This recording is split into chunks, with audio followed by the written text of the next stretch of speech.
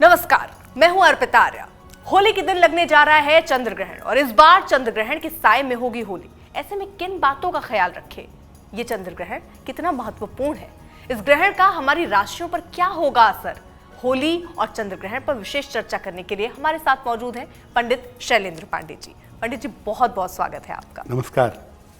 तो चलिए सबसे पहले सवाल के साथ शुरुआत करते हैं। पंडित जी, होली के दिन ये जो चंद्र ग्रहण लग रहा है, ये कितना महत्वपूर्ण है? देखिए, अगर हम नव ग्रहों की बात करें तो नव ग्रहों में सबसे ज़्यादा दो ग्रह महत्वपूर्ण होते हैं। सूर्य के बाद ज्योतिष में सर्वाधिक महत्वपूर्ण ग्रह है वो है चंद्रमा। ज्योतिष में चंद्रमा के बिना कोई गणना नहीं की जा सकती। चंद्रमा और सूर्य के कॉम्बिनेशन से ही तिथियों की, नक्षत्रों की, उसके प्रभाव की गणना की जाती है। और इसीलिए आप देखिए, चंद्रमा का ज्योतिष में एक प्रमुख स्थान है। वैज्ञानिक दृष्टिकोण से चंद्रमा गुरुत्वाकर्षण शक्ति का स्वामी है और पृथ्वी जो है वो 2/3 जल से बनी हुई है। सारे जल तत्व को पृथ्वी के चंद्रमा अकेला कंट्रोल करता है। अब चूंकि चंद्रमा पृथ्वी के सर्वाधिक निकट है, इसीलिए ये पृथ्वी को सीधे तौर से प्रभावित करता है। चंद्रमा के साथ कोई घटना घटे या चंद्रमा पर कोई छोटी बड़ी घटना घटे, इसका पृथ्वी पर प्रभाव जरूर पड़ता है। और ग्रहण तो एक बड़ी घटना है, चंद्र ग्रहण एक बड़ी घटना है। इसका प्रभाव पृथ्वी पर और पृथ्वी के लोगों पर जरूर पड़ता है। मानव का जो मन है, उसकी जो भावनाएं हैं, ये चंद्रमा का क्षेत्र है। इसीलिए चंद्रमा पर कोई भी परिवर्तन होगा, कोई भी बदलाव होगा तो उसका प्रभाव पृथ्वी पर पड़ेगा।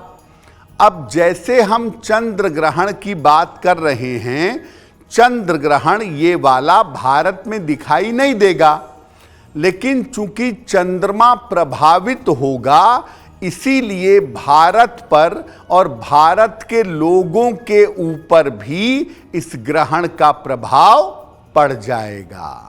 पंडित जी, आप समझना चाहूंगी इस चंद्र ग्रहण की विशेषताएं आखिरकार क्या क्या है?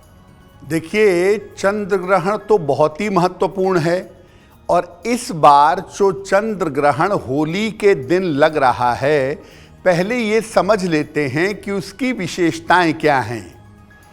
देखिए, 14 मार्च को भारतीय समय के अनुसार सुबह 9:29 पर ये चंद्र ग्रहण आरंभ होगा और 14 मार्च को इसका समापन होगा दोपहर के 3:29 पर।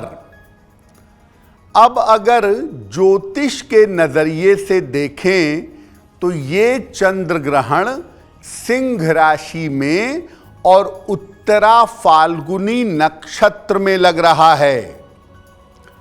इसमें चंद्रमा शनि और सूर्य से दृष्ट होंगे। अब चंद्रमा स्वयं अग्नि की राशि में, सूर्य अग्नि का ग्रह उस राशि को और चंद्रमा को देखेगा, तो इस ग्रहण में अग्नि तत्व की प्रधानता होगी। और जब किसी ग्रहण में अग्नि तत्व की प्रधानता होती है तो उस ग्रहण के साथ युद्ध होने के, झगड़े, लड़ाई और विवाद होने के, राष्ट्रों के प्रमुख की सुरक्षा में समस्या की संभावनाएं बनती हैं और बहुत बार राज्यों की, देशों की सत्ता बदल जाती है। तो अग्नि तत्व का जो ये चंद्र ग्रहण है, ये देश दुनिया में बड़े बदलाव आएंगे, इस बात का इशारा कर रहा है। तो इस बार देखिए होली और चंद्र ग्रहण एक साथ आ रहे हैं। अब इसको लेकर भी सवाल होना चाहिए पंडित जी, क्या इस ग्रहण का होली पर कोई असर होगा क्या? देखिए, आपके मन में ये बात आ रही होगी कि जिस दिन होली खेलनी है 14 मार्च को, उसी दिन चंद्र ग्रहण लग रहा है, तो होली खेलने पर कोई प्रतिबंध तो नहीं है, या होली खेलने में किसी नियम का पालन तो नहीं करना है। देखिए, ये जो चंद्र ग्रहण है, ये सामान्य रूप से नहीं देखा जा सकेगा, और वैसे भी ये चंद्रमा का उपछाया ग्रहण है। उपछाया ग्रहण जब होता है तो इसके बारे में कहा जाता है कि ये धार्मिक कर्मकांड के लिए महत्वपूर्ण नहीं होता। इसीलिए जो ग्रहण 14 मार्च को लग रहा है, उसमें किसी परहेज का या सूतक का पालन नहीं होगा। इस चंद्र ग्रहण में किसी नियम का पालन करने की कोई जरूरत नहीं है, और चूंकि ये चंद्र ग्रहण एक तो उपछाया ग्रहण है, दूसरे ये भारत में दिखाई नहीं देगा, इसीलिए इस चंद्र ग्रहण का होली पर या इसकी शुभता पर कोई असर नहीं पड़ेगा। तो आप जैसे सामान्य जीवन जीते हैं, जैसे खाते पीते हैं, जैसे पर्व त्योहार मनाते हैं, वैसे पर्व त्योहार आप मना सकते हैं, उसमें कोई भी अशुभता का सवाल नहीं है। लेकिन ग्रहण के दौरान कुछ विशेष काम करके आपको लाभ हो सकता है। आप चाहें तो ग्रहण के दौरान भगवान शिव के मंत्र का जप करें, ग्रहण के बाद दान करें, ग्रहण में ध्यान करें। अगर आप ग्रहण में ऐसा करते हैं तो ग्रहण का आपको फायदा जरूर होगा। पंडित जी, समानतः चंद्रग्रहण जब पड़ता है तो बहुत सारी सावधानियां आपको बरतनी होती हैं, खान पान की हो, गर्भवती स्त्रियों के लिए बहुत सारे नियम बताए जाते हैं।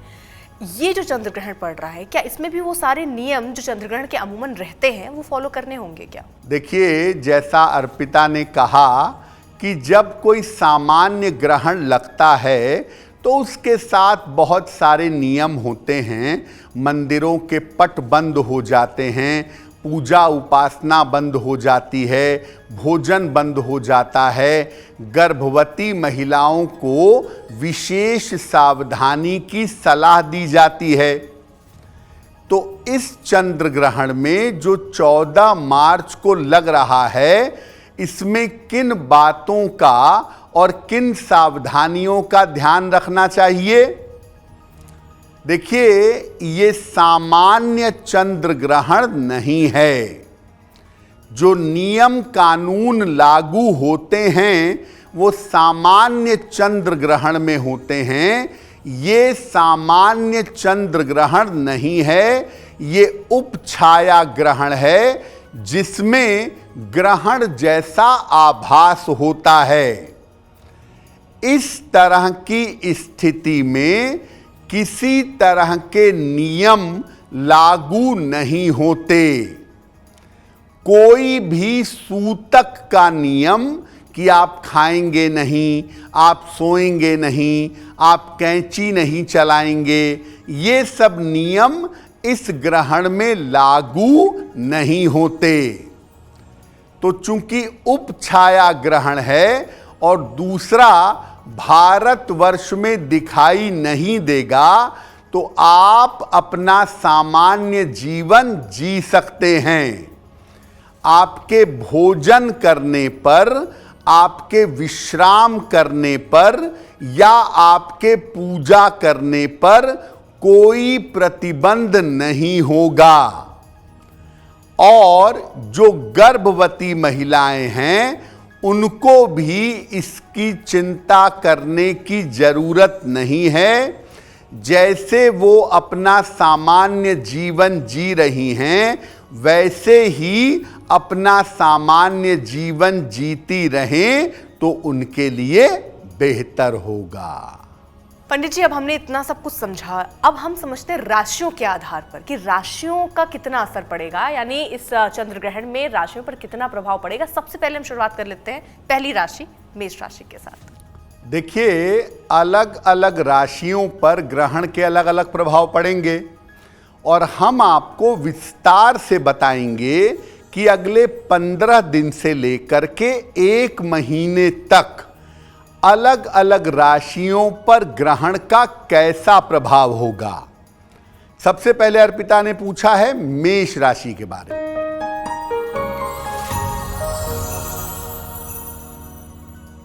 देखिए, मेष राशि वाले अगले 1 महीने तक धन की हानि से बचाव करें।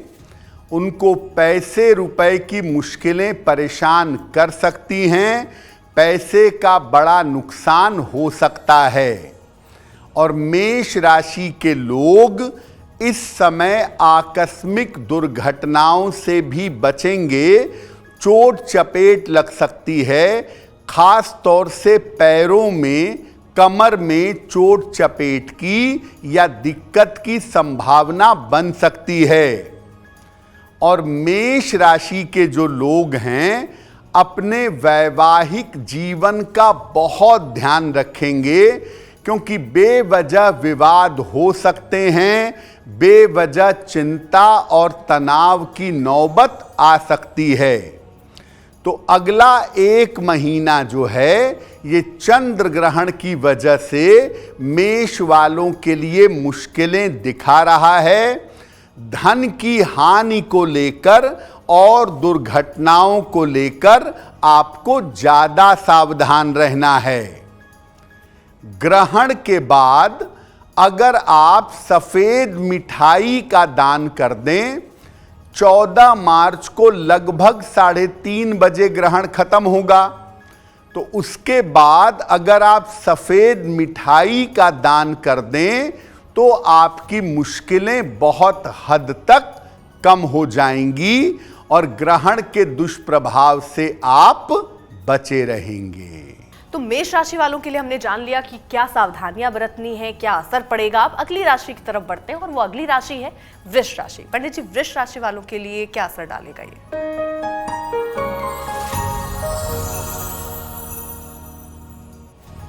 देखिए, अगर वृषभ राशि की बात करें तो चंद्र ग्रहण का जो प्रभाव है वो ये कहता है कि आप अपने स्वास्थ्य का बहुत ध्यान रखिएगा, क्योंकि सेहत को लेकर के वृषभ राशि वालों को अगले 1 महीने में दिक्कत हो सकती है। और करियर में खास तौर से अगर आप नौकरी करते हैं तो नौकरी के मामले में भी आपके लिए समस्या हो सकती है। वृषभ राशि वाले ये बात समझ लें कि अगर कोई बड़ा निर्णय लेना चाहते हैं, किसी बड़े निर्णय पर जाना चाहते हैं, तो बड़े निर्णयों में सावधानी रखनी चाहिए। क्योंकि अगर आपने चंद्र ग्रहण के प्रभाव में आकर के कोई बड़ा निर्णय लिया और अगर वो बड़ा निर्णय आपके लिए गलत हो गया तो आप मुश्किल में आ जाएंगे। इसीलिए बड़े निर्णयों में आपके लिए सावधानी बनाए रखना जरूरी होगा। अब इस ग्रहण के दुष्प्रभाव को कम कैसे करें? देखिए, ग्रहण के बाद किसी निर्धन व्यक्ति को दूध का दान कर दीजिएगा। 1 पैकेट दूध खरीदिए या जो संभव हो आधा लीटर 1 लीटर दूध किसी गरीब आदमी को अगर आप दान कर देंगे ग्रहण समाप्त होने के बाद, तो ग्रहण के ज्यादा दुष्प्रभाव आपके ऊपर नहीं पड़ेंगे। पंडित जी, ऐसा कहा जा रहा है जो मिथुन राशि है उनके लिए ग्रहण अच्छा संकेत दे रहा है। क्या वाकई वो उनके लिए संकेत अच्छा है और क्या प्रभाव लेकर आएगा?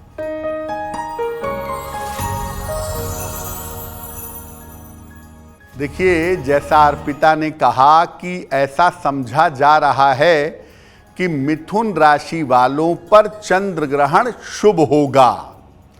तो कहां कहां इनको फायदा पहुंचाएगा? अगर आपकी राशि मिथुन है और आप अगर प्रयास करें तो आपके तमाम रुके हुए काम इस समय पूरे होते हुए दिखाई दे रहे हैं। यानी अगर आप अगले 1 महीने में कोशिश करें तो आपके रुके हुए काम पूरे होंगे। करियर में आपको सफलता की इस समय प्राप्ति होगी। करियर में आपको सफलता मिलेगी और इस समय मनचाहा लाभकारी स्थान परिवर्तन भी आपका हो सकता है। तो अगर आपकी राशि मिथुन राशि है तो आपके लिए स्थितियां बहुत अच्छी हैं। इस 1 महीने का अगर आप पूरा फायदा उठाएं तो बहुत सारे लाभ आपको हो सकते हैं। क्या उपाय करेंगे? जब ग्रहण चल रहा हो उस समय अगर शिव मंत्र का जप कर लेंगे, पूरे दिन में समय है आपके पास, अगर आप नमः शिवाय का जप कर लेंगे तो बहुत शुभ होगा। अब अगली राशि की तरफ बढ़ते हैं और अगली राशि है कर्क राशि। पंडित जी, कर्क राशि वालों के लिए बताइए, उनके लिए क्या संकेत?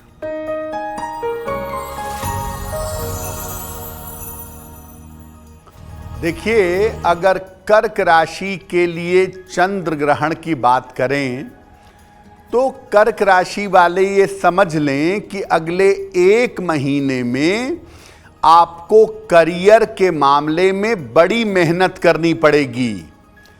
करियर के मामले में काफी मेहनत कर्क राशि वालों को करनी होगी और इस समय स्थान परिवर्तन आपका हो सकता है, उसके बारे में आपको विचार करना चाहिए, उसको टाला नहीं जा सकता।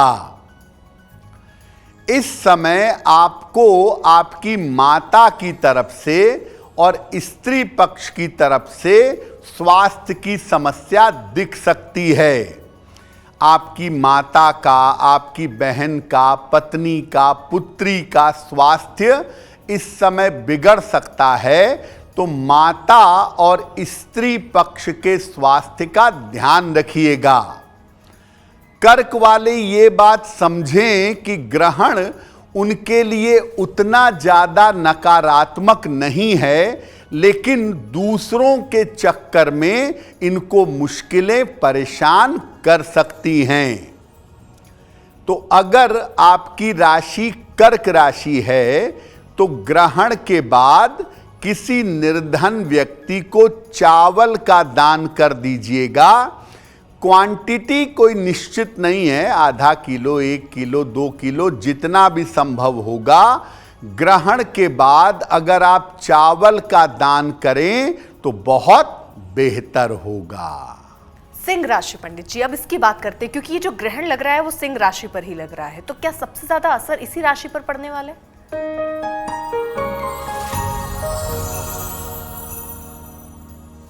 देखिए, जैसा अर्पिता ने कहा कि ग्रहण तो सिंह राशि में ही लग रहा है, तो क्या सिंह राशि वालों पर चंद्र ग्रहण का प्रभाव ज्यादा पड़ेगा?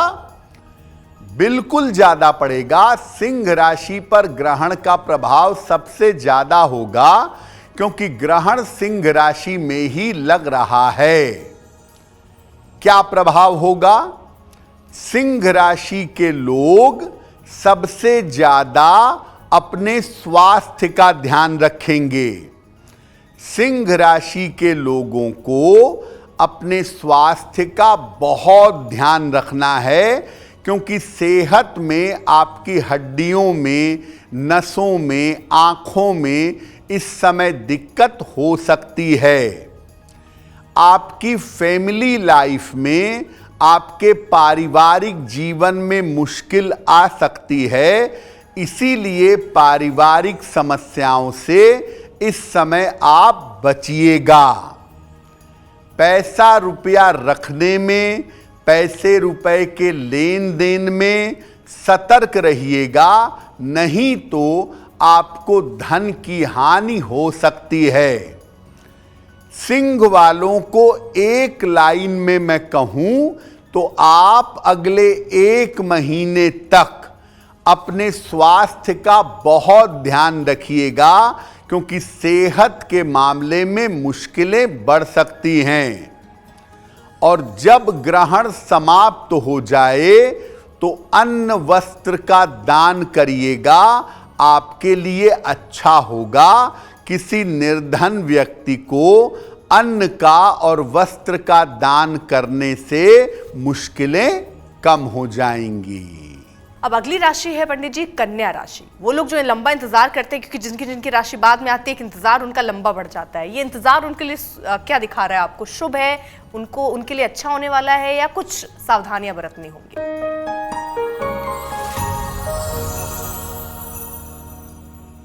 अगर कन्या राशि की बात करें कि कन्या राशि पर चंद्र ग्रहण का क्या प्रभाव होगा, देखिए, कन्या राशि वाले अपने करियर को लेकर के कोई भी गड़बड़ी नहीं करेंगे, वरना आपके करियर में समस्या हो सकती है, करियर में दिक्कतें आ सकती हैं।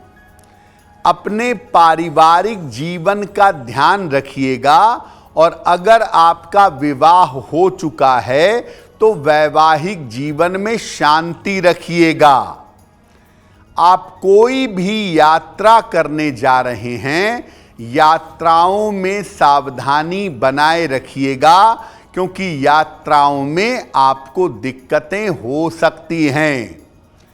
कन्या वालों को मुख्य रूप से अलर्ट रहना है अपने करियर के मामले में, क्योंकि एकदम से जहां झटका लग सकता है वो आपका करियर है। ग्रहण जब समाप्त हो जाएगा तो ग्रहण के बाद किसी निर्धन व्यक्ति को अगर सफेद मिठाई का आप दान कर देंगे तो आपके ग्रहण के प्रभाव आपके ऊपर इतने बुरे नहीं होंगे। तो चलिए, कन्या के बाद अब अगली राशि की तरफ बढ़ते हैं, और अगली राशि है तुला राशि। अब तुला राशि वालों को ध्यान से सुन लेना चाहिए पंडित जी से कि उनके लिए क्या कहता है ये चंद्र ग्रहण। पंडित जी,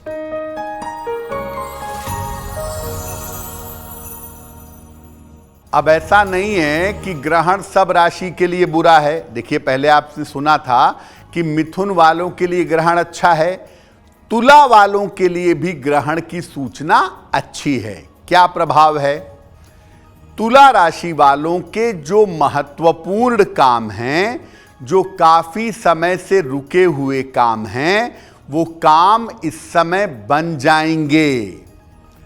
धन की जो मुश्किलें चली आ रही थीं, पैसे रुपए की जो दिक्कतें थीं, धन की समस्याएं, धन की मुश्किलें आपकी हल होंगी। और इस समय आपके शत्रु और आपके विरोधी परास्त होंगे, यानी आपके सामने कोई टिक नहीं सकेगा। आप बड़ी मजबूती से इस समय सफलता पाएंगे अगर आप प्रयास करते हैं तो तुला वालों के लिए ग्रहण के प्रभाव शुभ हैं। इसका प्रयोग करें तो इनको लाभ जरूर होगा। ग्रहण जितने समय चलेगा उसमें 10 मिनट का समय निकाल करके अगर आप नमः शिवाय का जप कर लेंगे, शिव मंत्र का जप कर लेंगे, तो आपके लिए बहुत बेहतर होगा। तुला के बाद अब बढ़ते हैं वृश्चिक राशि के लिए। पंडित जी, अच्छी बुरी हम मिली जुली यहाँ पर हर राशियों के लिए देख रहे हैं, वृश्चिक राशि के साथ आप क्या देखते हैं?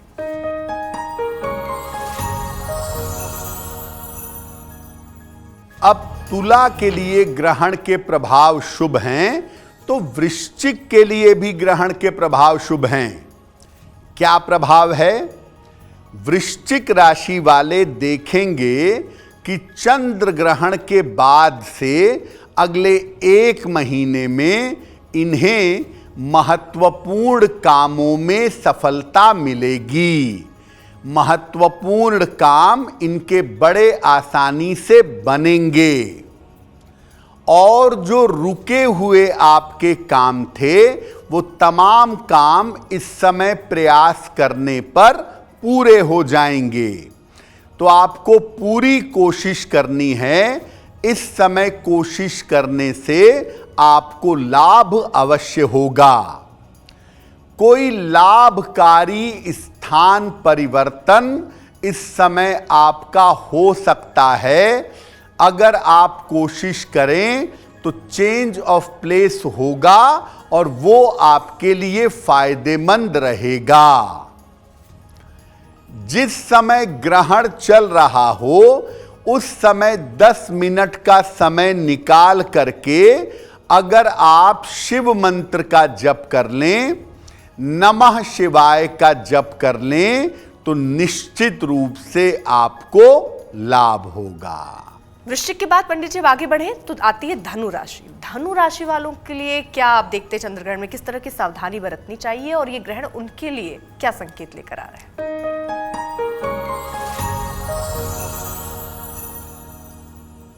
देखिए, धनु राशि पर चंद्र ग्रहण का प्रभाव बहुत अच्छा नहीं है।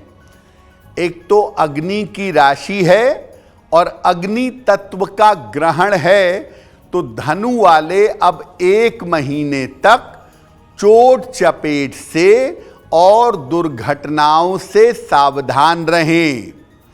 इस समय चोट चपेट और दुर्घटनाओं से बचना आपका जरूरी होगा। अचानक से ऑर्डर आ सकता है, अचानक से स्थितियां बन सकती हैं कि आपका स्थान परिवर्तन हो जाए। मेंटली तैयार रहिए और इस समय अपने बड़े बुजुर्गों के स्वास्थ्य का ध्यान रखिएगा। इस समय खुद को दुर्घटना से बचाइए और परिवार में जो बड़े बुजुर्ग हैं उनके स्वास्थ्य का ध्यान रखिए। जब ग्रहण समाप्त हो जाता है तो ग्रहण के समाप्त होने के बाद किसी निर्धन व्यक्ति को अगर दूध का दान कर देंगे तो आपके लिए ग्रहण के प्रभाव बहुत ज्यादा नकारात्मक नहीं होंगे। पंडित जी, ऐसा कहा जा रहा है कि सबसे ज्यादा चंद्रग्रहण का जो नेगेटिव असर है वो मकर राशि पर पड़ने वाला है। क्या वाकई ऐसा है? और अगर ऐसा है तो इससे किस तरह से बच सकते हैं? क्या सावधानियां बरतनी चाहिए?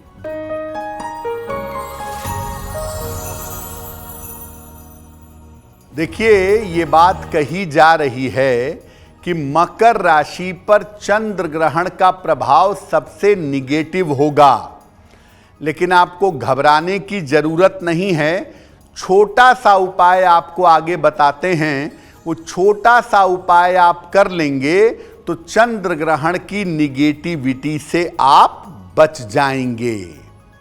सबसे पहले मकर राशि के लोग अपने स्वास्थ्य का, अपने मन का, अपनी मानसिक स्थिति का बहुत ध्यान रखेंगे।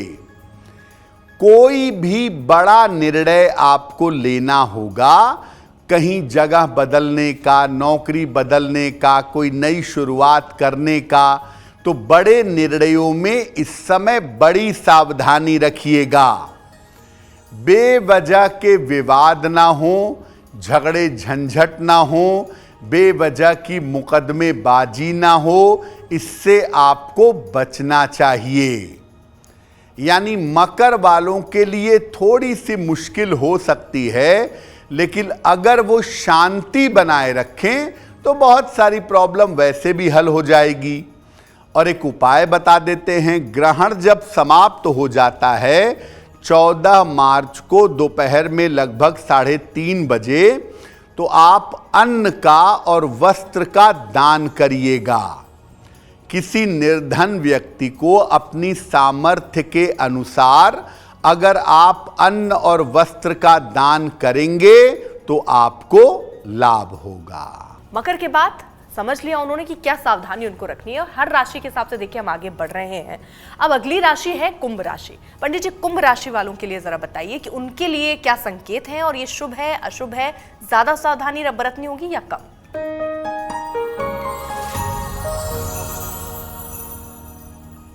देखिए, कुंभ राशि पर ग्रहण का क्या प्रभाव होगा वो भी समझिए। कुंभ राशि के लोग अपने वैवाहिक जीवन को लेकर सतर्क रहें।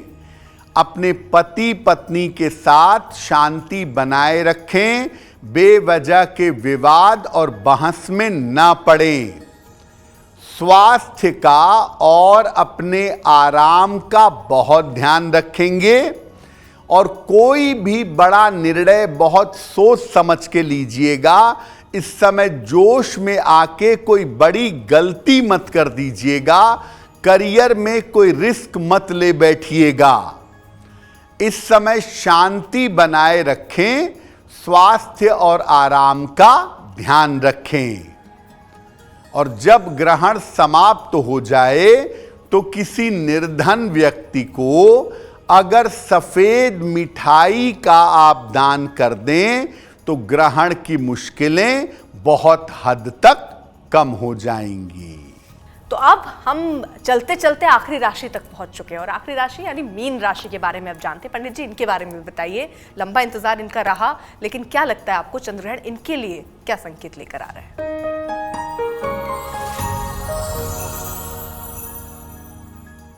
देखिए, सबसे ज्यादा इंतजार करना पड़ता है मीन राशि वालों को, लेकिन मीन राशि वाले इंतजार का फल मीठा पाएंगे।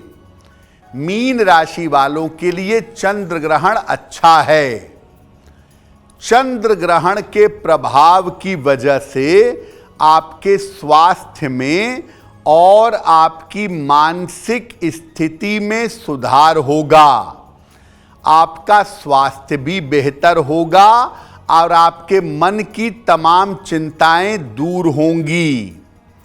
धन की और संपत्ति की जो समस्या चली आ रही है वो समस्या समाप्त होगी। इस समय अगर आप करियर में कोई परिवर्तन सोच रहे हैं तो थोड़ा अपना प्रयास बढ़ाइए। करियर में आपके लिए लाभकारी बदलाव हो सकता है। तो ग्रहण के परिणाम मीन वालों के लिए बहुत अच्छे हैं। मीन वाले क्या करेंगे? ग्रहण के दौरान 10 मिनट का समय निकालिएगा। भले ही होली खेलते रहिए, उसी में 10 मिनट निकालिए और नमः शिवाय का जप करिएगा। ग्रहण आपके लिए बहुत शुभ रहेगा। देखिए, वैसे तो ग्रहण के दौरान होली का पर्व रहेगा, तो आप बहुत सारी पूजा पाठ, बहुत सारा अनुष्ठान नहीं कर पाएंगे, लेकिन 14 मार्च को लगभग सुबह 9:30 बजे से 3:30 बजे के बीच में आप जरूर थोड़ा समय निकालिएगा। अपने गुरु मंत्र का जप कर लीजिएगा, या भगवान शिव के मंत्र का जप कर लीजिएगा, या चंद्रदेव के मंत्र का जप कर लीजिएगा। तो इससे ग्रहण आपके लिए शुभ होगा और बहुत सारी जीवन की रुकावटें दूर हो जाएंगी।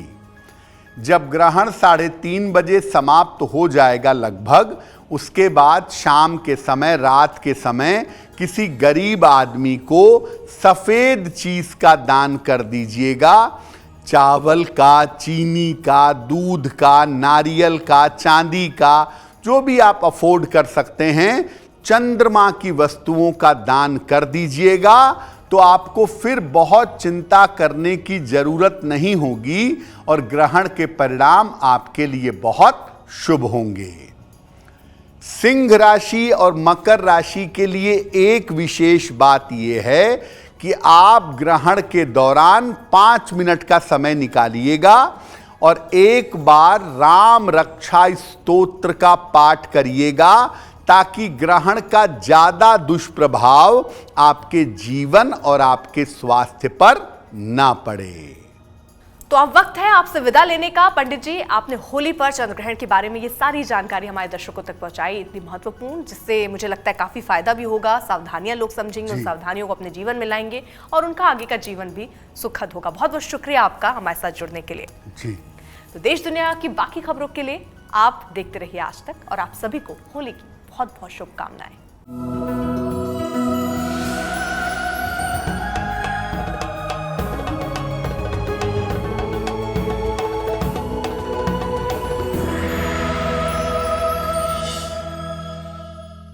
अगर आप मुझसे जुड़ करके अपनी समस्याओं का समाधान चाहते हैं और चाहते हैं कि आपकी समस्याओं को ज्योतिष के माध्यम से सुलझाया जाए, तो आप हमसे संपर्क कर सकते हैं, जुड़ सकते हैं एस्ट्रो तक पर।